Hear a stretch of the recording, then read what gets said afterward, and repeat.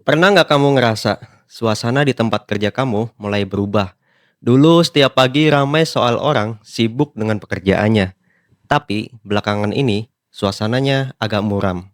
Meeting yang biasanya penuh optimisme, sekarang lebih sering dipenuhi kata-kata efisiensi, pemotongan biaya, atau strategi bertahan. Bahkan ada gosip kalau beberapa proyek besar gagal atau klien-klien lama mulai cabut satu persatu. Itu tanda-tanda yang nggak boleh kamu remehkan. Perusahaan sedang goyah.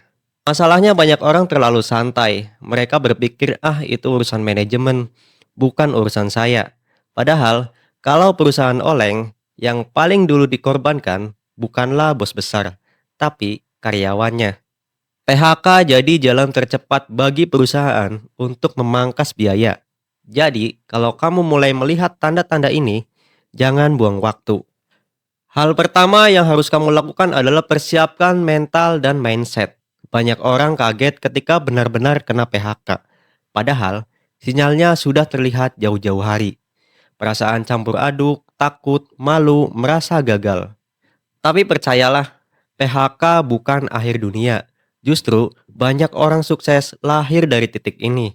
Mereka yang siap bisa memanfaatkan momen tersebut sebagai batu loncatan. Bedanya hanya ada satu. Ada yang melihat PHK sebagai musibah, ada juga yang melihatnya sebagai kesempatan untuk meriset hidupnya. Lalu masuk ke hal yang kedua, yang paling nyata, yaitu keuangan. Ini bagian paling krusial. Begitu kamu mulai mencium tanda-tanda perusahaan goyah, langsung rapikan dompetmu. Hitung biaya hidup minimal per bulan, mana kebutuhan pokok, mana gaya hidup. Kalau biasanya nongkrong seminggu 3 kali, coba pikirkan ulang. Kalau sering belanja online hanya karena diskon, mulai tahan diri dan yang paling penting, siapkan dana darurat. Idealnya, kamu punya tabungan untuk bertahan 3 sampai 6 bulan tanpa gaji. Kalau sekarang belum ada, berarti saatnya menahan laju pengeluaran seketat mungkin dari sekarang. Hal yang ketiga, mulai pasang jaring cadangan. Jangan menunggu sampai surat PHK resmi turun baru sibuk cari kerja. Itu namanya terlambat. Mulailah sekarang juga, perbarui CV, rapikan LinkedIn, dan bangun lagi jaringanmu.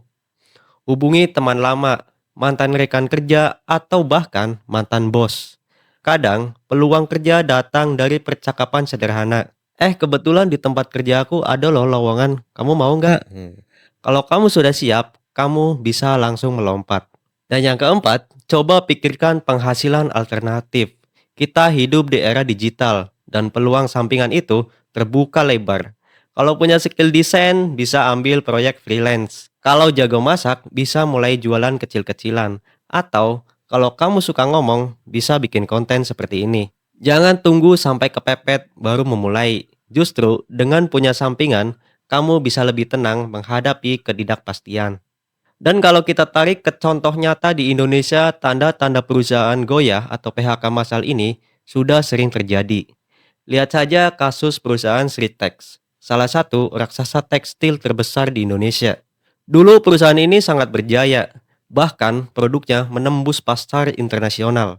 Tapi dalam beberapa tahun terakhir, Sritex mengalami masalah keuangan yang sangat serius, terlilit utang, hingga akhirnya harus melakukan restrukturisasi besar-besaran. Banyak pekerja di pabrik tekstil yang akhirnya kehilangan pekerjaan, padahal mereka sudah puluhan tahun menggantungkan hidup di sana.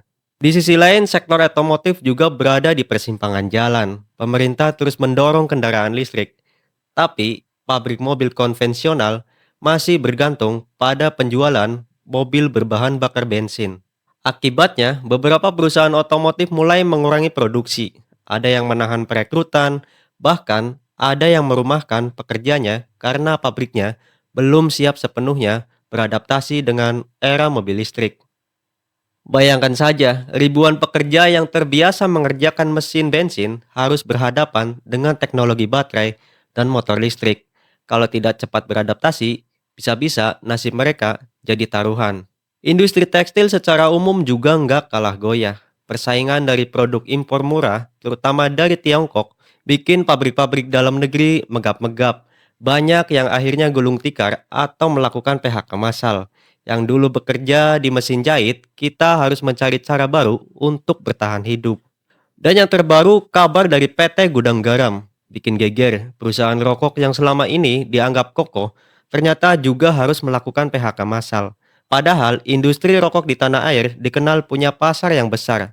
Tapi tekanan regulasi, pajak, cukai yang terus naik, hingga pergeseran gaya hidup generasi muda, membuat bisnis ini tidak sekuat dulu lagi.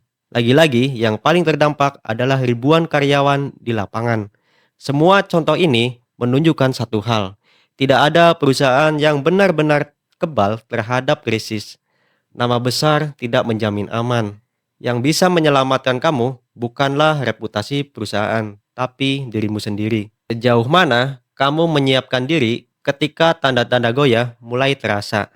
Dan terakhir, jangan lupakan kesehatan mental dan fisikmu. Masa-masa seperti ini gampang bikin orang stres. Ada yang jadi gampang marah, ada yang jadi murung. Bahkan, ada yang kehilangan arah. Padahal, justru di masa sulit inilah kamu butuh kepala dingin. Jaga pola tidur, olahraga ringan, dan tetap bergaul dengan orang-orang yang positif. Ingat, tubuh sehat dan pikiran yang jernih adalah modal utama untuk bertahan di situasi yang sulit ini. Karena pada akhirnya perusahaan yang goyah itu ibarat kapal yang oleng diterpa badai. Kita sebagai awak kapal gak bisa mengandalkan arah angin, tapi kita bisa memutuskan bagaimana cara untuk bertahan. Jangan tunggu sampai kapal benar-benar tenggelam baru panik mencari pelampung. Siapkan payung sebelum hujan, siapkan rencana sebelum badai datang. Dengan begitu, ketika yang lain sibuk panik, kamu justru bisa melangkah lebih cepat menuju babak baru dalam hidup kamu.